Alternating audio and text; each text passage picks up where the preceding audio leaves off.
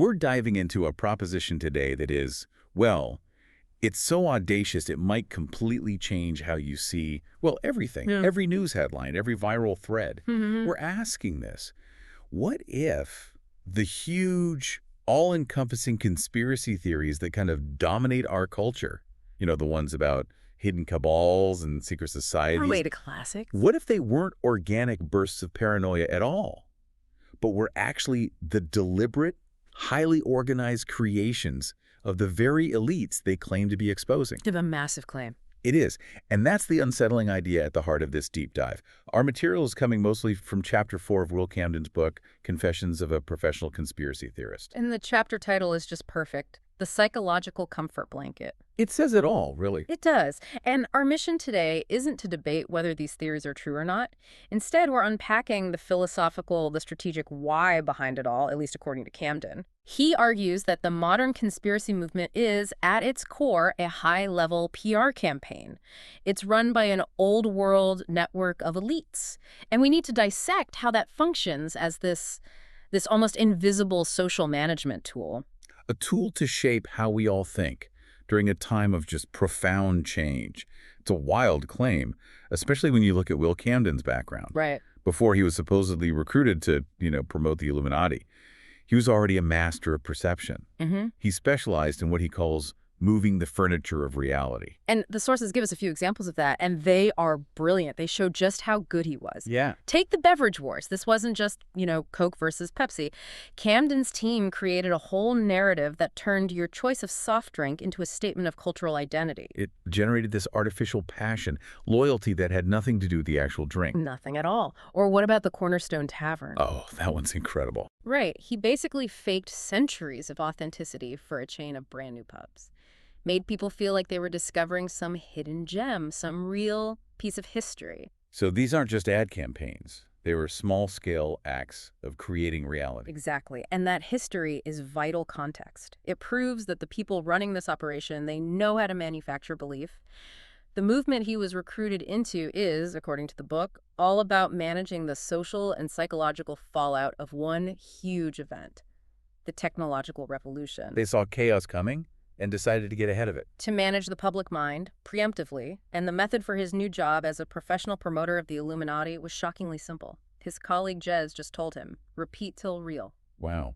Just pure industrial-scale PR, but applied to metaphysics. Which brings us to the strategic necessity. I mean, why go to such incredible lengths? Why build a lie this big? And the book sets this conversation in a very symbolic place. It does. The Skogskirkogården, the Woodland Cemetery in Stockholm, it's this architectural marvel that blends, timeless nature with very stark modern design. The setting itself is the metaphor. It's the whole transition they're trying to manage, the death of the old world, right up against the cold, fast reality of the new one. And the core problem they're trying to solve, according to Jez, comes from Alvin Toffler's 1970s concept of future shock. Yes, future shock. Toffler argued that when technological change happens too fast, faster than the human nervous system can adapt, it becomes pathological. Pathological. So we're not just talking about feeling a bit stressed out. No, not at all. We're talking about people being completely overwhelmed. It leads to disorientation, paralysis, and eventually social fragmentation. Violence. It's a loss of all your mental reference points. Which implies they think public anxiety is at a terrifyingly high level, doesn't it? If that theory holds, Camden is saying we're living through the single biggest, fastest shift in human behavior in all of history. Absolutely. The internet, AI, global finance, it's all accelerating exponentially.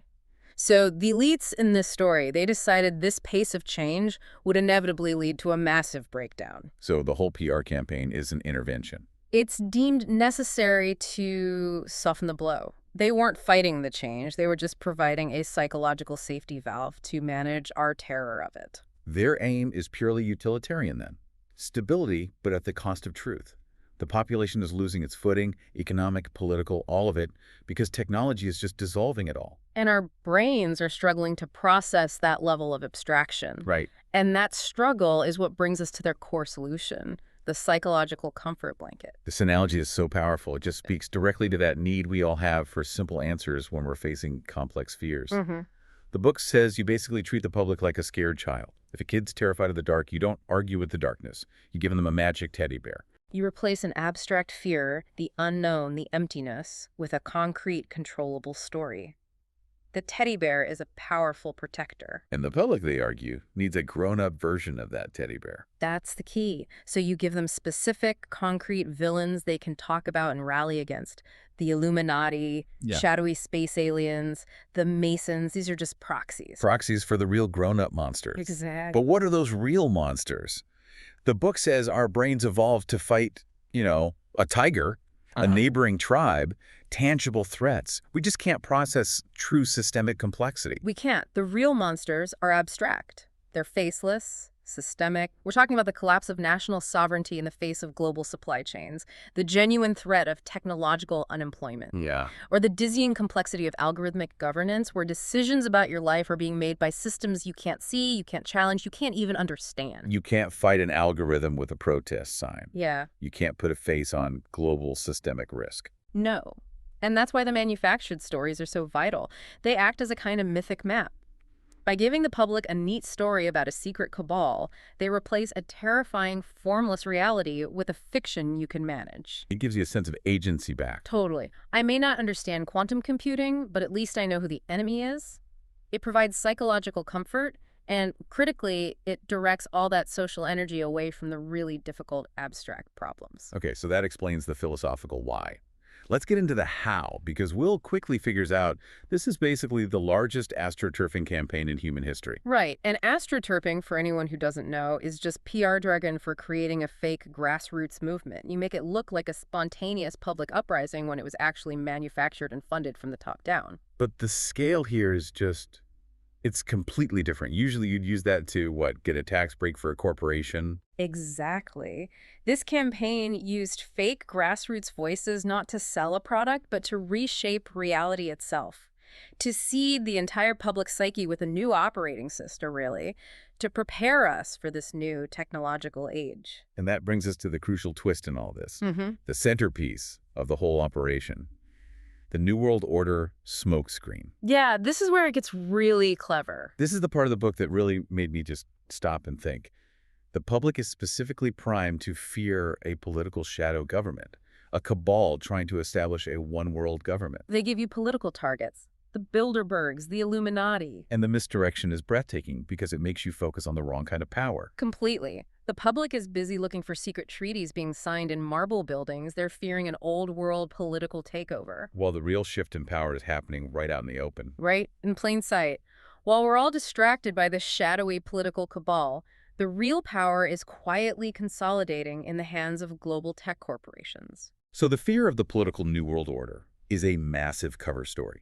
A cover for the rise of what Camden calls the digital city-state. Can you unpack that term a bit? It means that the traditional tools of a nation-state control over money, borders, identity, they're all being replaced by centralized corporate infrastructure. Oh. I mean, think about it. Who controls your identity today? Who controls global finance, payment systems, communication? It's these huge transnational tech companies. They are building their own jurisdiction. They control the data. They control the pathways of data, which is the new source of power. So by focusing our fear on a secret political cabal, the public completely ignores the very visible algorithmic control being built by Silicon Valley and its counterparts. We're looking for a political tyranny while the power is shifting to infrastructural control. That reframing it makes the whole theory so much more powerful. It turns the myth from just paranoia into a specific functional lie, a tool to manage our attention. And Will found this amazing historical parallel that just cemented the whole method for him. He's at an airport, and he sees an exhibit about the mysterious airship sightings from the 1890s. Right, think about that for a second. The 1890s. Reports were coming from all over America, Europe. Yeah. Credible people claiming they saw cigar-shaped hulls, mechanical wings, high-tech aircraft. This was years before the Wright brothers even flew.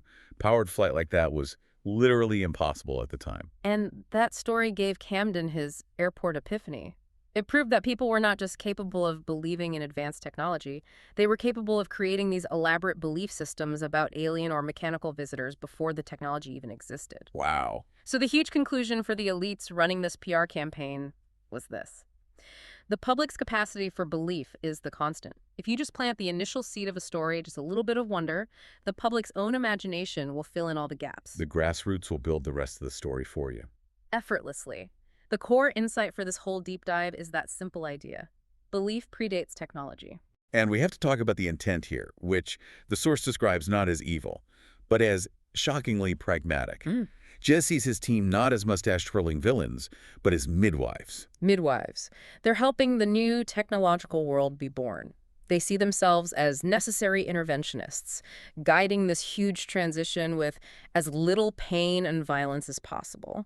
So by giving us a manageable story, the Illuminati, they believe they're preventing a total social breakdown, Yeah, easing us through the terror of change. that's the argument.